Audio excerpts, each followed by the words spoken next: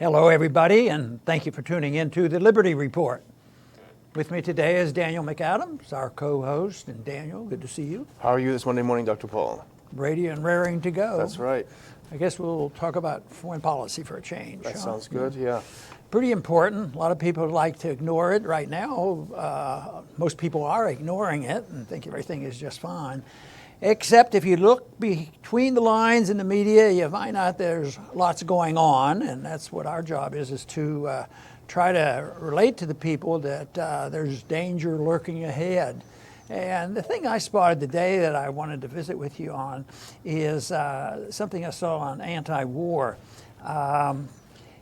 It says the U.S. pushes allies to send warships to the Gulf, obviously Persian Gulf, to protect the tankers. And we do know about the tanker warfare going on. Mm-hmm. We've talked about that a lot. And one Iranian ship was taken with a lot of, in Gibraltar and with a lot of oil. Yeah. And now, it's retaliation. The Iranians took a British ship, yeah. And everybody saying, and what shocks me is just in conversation with some people, most people know about the Iranians taking the ship, yeah. But they do not know that the British participated under our direction, of course, and took that ship at Gibraltar. That's really our challenge, is what is being heard out there. So we're behind on that, but we'll make our effort to explain things.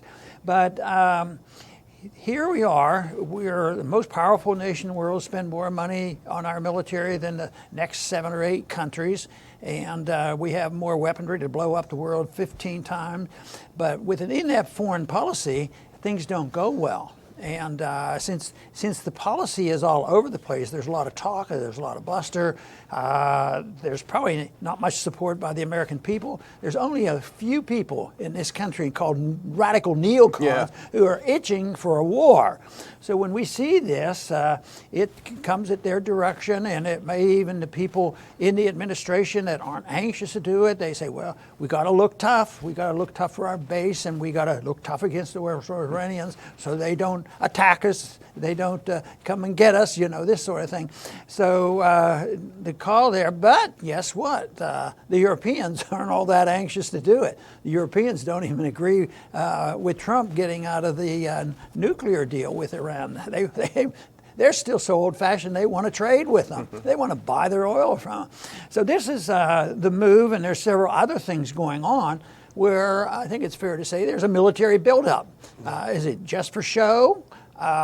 Maybe so, but it's still dangerous. And one thing for sure, it costs a lot of money. So onward and upward, and now we're fussing over the budget in Washington, and there'll be no cuts in the military budget. There's an enemy out there. That's so right. This process will continue, and we'll see. We'll see what happens. But right now, we're in the middle of a major buildup and conflict of navigation of the seas. And I thought it was rather ironic the other day when we were calling for a group of Western countries to get together to protect the freedom of navigation. And yet we're the ones who stirred up all the trouble.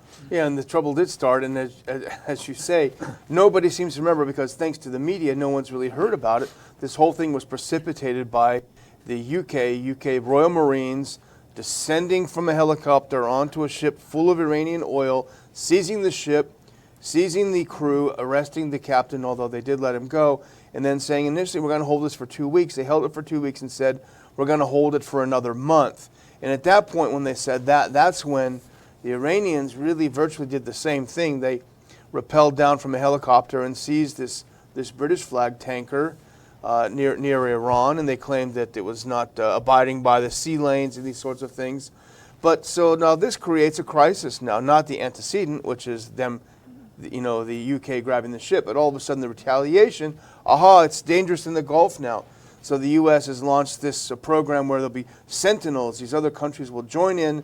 They'll be under U.S. command, and we'll tell them what to do, and they'll send their warships into the already crowded Straits of Hormuz. That doesn't sound like a recipe for disaster. But the good news so far, knock on wood, is that there are no takers. France said no way. China, forget it. North Korea, UK, no. Nobody wants to do it right now. They don't want to send their their tankers, but if a few more of these things, if the neocons get a few more provocations out there and a few more things happen, that tide may turn. But the goal really is they want to peel the EU away from the JCPOA deal. Right. And you know, the effort to build up our military there is you know, getting airplanes over there too. So we're sending some F-22s over there, right. and they're the worst prepared fighter that we have. They're 50%, you know, ready to go. So, but they also have F-35s over there, and that one doesn't work so well. About 40% ready to go. So it's not a very good advertisement.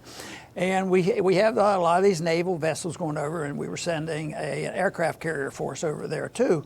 But I keep making the case, I argue that if there is ever a big war, and hopefully never, I mean talk about big conflict, you know, with Russia and China and all this going on, that we're talking about, you know, advanced World War II weaponry, surface vessels and airplanes that under today there's you know, all the drone technology and all the anti-aircraft and we're flying bombers. We're sending B-52s over there.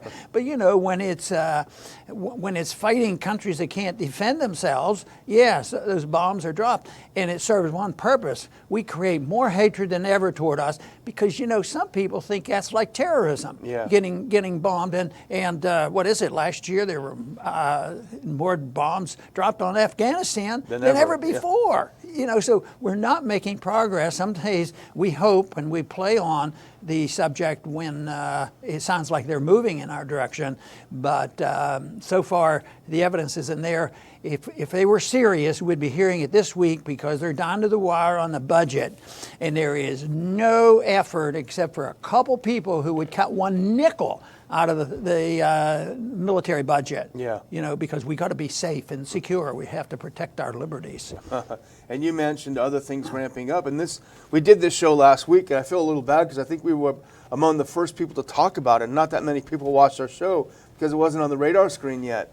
But this is on the radar screen now, which is that we're returning to the Prince Sultan Air Base. That's where these troops are going. They're preparing. It's a 100-square-mile base. This is a big place. And major construction efforts are underway on this base. This is the base that we have used for every single Middle Eastern war that we've been in from the beginning. So unless they want to just send a message, there's something there. But the other thing that's interesting, Dr. Paul, is that this major construction projects, they require pre-planning. This is not something you wake up the next morning and start building these things. But this new crisis with Iran was only announced a few weeks ago, a couple of months ago. So that makes you wonder if they had already established the policy and were looking for ways of justifying it after the fact. You know, in the midst of all this, the Iranians made the announcement that they arrested a lot of American spies in their country, and I'm obviously working with the CIA. And Trump played this down. He says that's just not true because fake news. He says because they'll lie about things like that. And I thought, well, maybe they do. They're capable, Bob. But when you think, what do our leaders tell as a philosophy? You know, whether it's Bolton or Pompeo, they believe it as a principle that you are permitted and should lie in when you're dealing with things like this. So yeah, they could, but then again, they may well be you know, sending a point out, don't push us around. You know, even though they're not a superpower, there's some people behind Iran right now that a lot of people haven't added it up. And there's a pretty good article I read just yesterday or today that explain why we don't want a ground war with Iran. And they listed the factors, and there were plenty. I mean, it's a long way from our country. It's a long way to go. It costs a lot of money. And who knows how many people will come to the rescue of Iran, because right now, you know, with NATO being afraid, where does Turkey stand on this? Can we use Turkey's air bases? All this thing is so much different than it was. It's you know what. really is a surprise to me, even though we've said this before, is why don't they learn from what they've done? You know, how much stability have we brought to the Middle East, Iraq and Afghanistan? Have we really accomplished anything? And we're talking about doing this again? And I don't know why anybody would believe that we would be that ridiculous. I think the neocon plan is, if we can only precipitate, the Iranians to do something really, really dumb, and they're retaliating with reasonable cause. I mean, so far they've been on the defensive, and for anybody to argue that they're an offensive nation, I mean, is preposterous. And when you can you imagine the outrage in this country if anybody ever dared put 1/10 of the penalties on us that we put on them, on the sanctions and all. Yeah. We wouldn't tolerate this, and yet nobody seems to care. They're bad people, or we don't even know where Iran is. Yeah. They can't even find it on the map. Yeah, and the CIA story is interesting. The claim is that they broke up a major spy ring inside Iran, and they showed some pictures of what they claimed were the operatives that were running these spies. And of course, Trump said fake news. Very well could be a propaganda ploy by the Iranians to show, hey, we're under danger too. Let's keep people alert and ill at ease. But at the same time, I would say it's highly probable. In fact, I'd be surprised if we weren't. What are they doing if they're not running spies in Iran? And in fact, we've talked about this on the show before. The Iran Mission Center was created in 2017 to do exactly that. To do covert action, to do intelligence, to be more activist. Remember that fellow they called the Ayatollah is in charge of it, who's a radical anti-Iranian. So, in a way, it's kind of, they show these people on TV, but what's the big deal? We know they're doing it.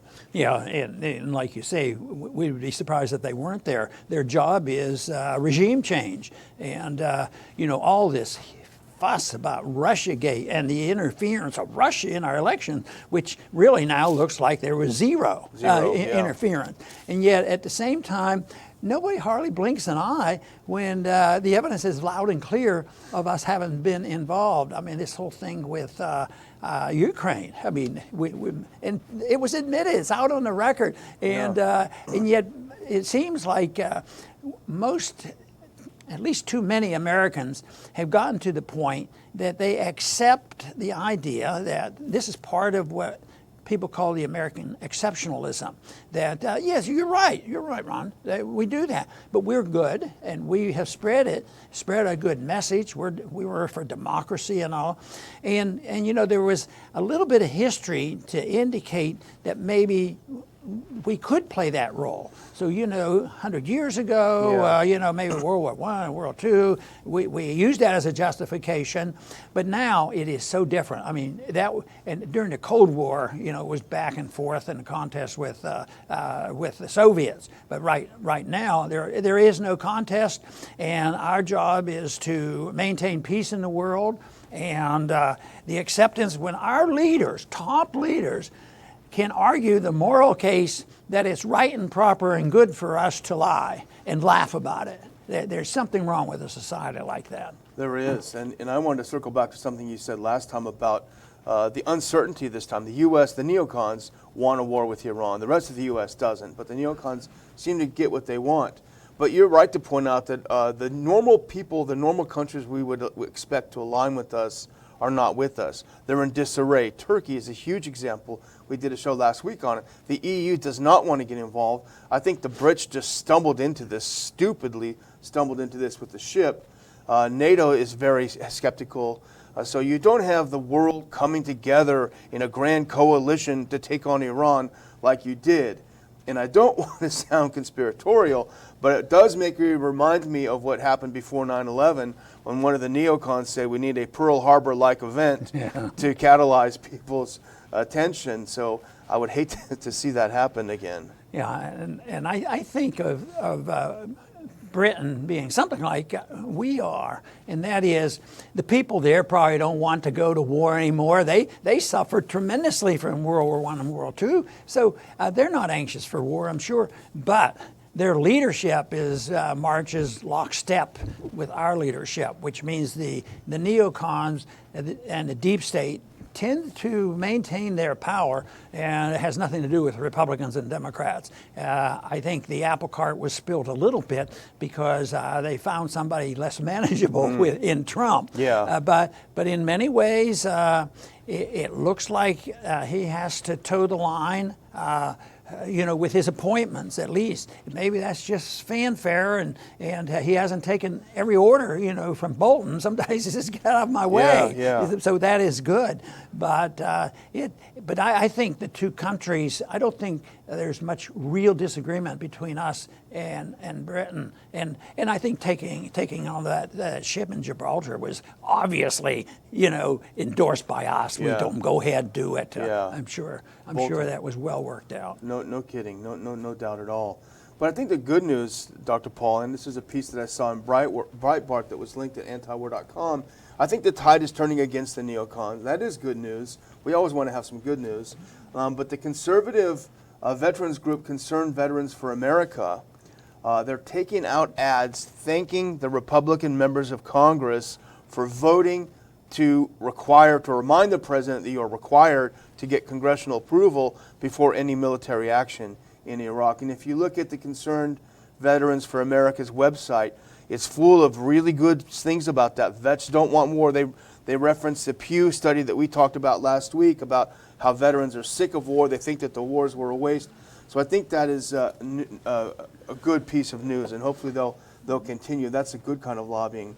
I would just close by saying we got to send a bunch of military ships to the Persian Gulf to protect our shipping. Well, how come we didn't need to do that before? How come we didn't need to do that before the maximum pressure, before we got out of the JCPOA, before the president and the neocons started pushing people around? How come we had perfect time with shipping before that? There's an answer. It's not the Iranians. They're being provoked by the neocons, by the U.S. They're leading President Trump by the nose. We don't know how willingly. I would guess would be unwillingly, but not unwillingly enough toward a war. And it's a huge danger. So you have to look at what starts these things. And I would do a final reminder, because there are 2 days left for students to apply for the Ron Paul Scholars Seminar on August 23rd. It's an all-day series of lectures, great people. Colonel Lawrence Wilkerson, former Chief of Staff to the Secretary of State. You have Jacob Hornberger, Future of Freedom Foundation. Phil Giraldi will be giving a lecture. We have a special luncheon guest that I will announce today. Former U.S. Representative John Duncan, great friend of ours, is going to be your luncheon keynote speaker. He's going to tell you all about being an anti-war conservative on Capitol Hill. Go to ronpaulinstitute.org. You'll see on the upper right hand a clickable link to apply. We've gotten a lot of applications, 2 days left. You're going to want to be part of this. Very good. I want to follow up on this idea about the military taking a position of move toward peace, not for war, and complimenting the Republicans. Because during the presidential campaigns, one of the things that I enjoyed the most was the support I got from the military. And it's quite a bit different than fanfare and militarism and hype and all of this. It was just the fact that I took a position that I think so much of the troops, I want them to come home and not fight unnecessary war. And we got, of course, the record shows that I got more support than all the rest put together. But the militarism that we're contesting with, it's done in terms of patriotism. And when I think of the sporting events, the football especially, I mean, that is militarism. It is not national defense. And I think that has to be challenged. We should be thinking about how we move toward peace, not how we can brag about how many bombs we have and wasting. This whole idea that we dropped more bombs last year on Afghanistan than ever after all these years. I mean, that's why it's so good when you see the military speak out and say, congratulations to those in the House and the Senate that voted against this nonsense. This idea that military people hang around and they say, boy, I can't wait for them to start a war. I want to get involved in this thing. No, it's quite the opposite. And I was in the military in the 60s, and I know the people that were there, and they're not really looking for a chance to be exposed to bombs and killing and shooting. So the message of peace is very simple and clear. It's non-intervention. It's mind our own business. It promotes the cause of peace by willing to work with people, travel, and also trade with people. and that would be the opposite of putting sanctions on the drop of the hat. It would be the opposite of how we've been treating Iran. And that is not to say Iran's a perfect country and they can set the standard. No, it's the fact that the way we treat countries, whether it's Iran or Afghanistan or Iraq or Ukraine, all these places, it's just way too much intervention. There are problems. There's problems in Venezuela, but that doesn't justify us going down there and getting involved, and we've been involved there. We've contributed to that problem. So the argument and the case that we make here on this program is to argue the case for non-interventionists, believing sincerely that that is the way to move toward peace and prosperity. Thank you for tuning in today to the Liberty Report. Please come back soon.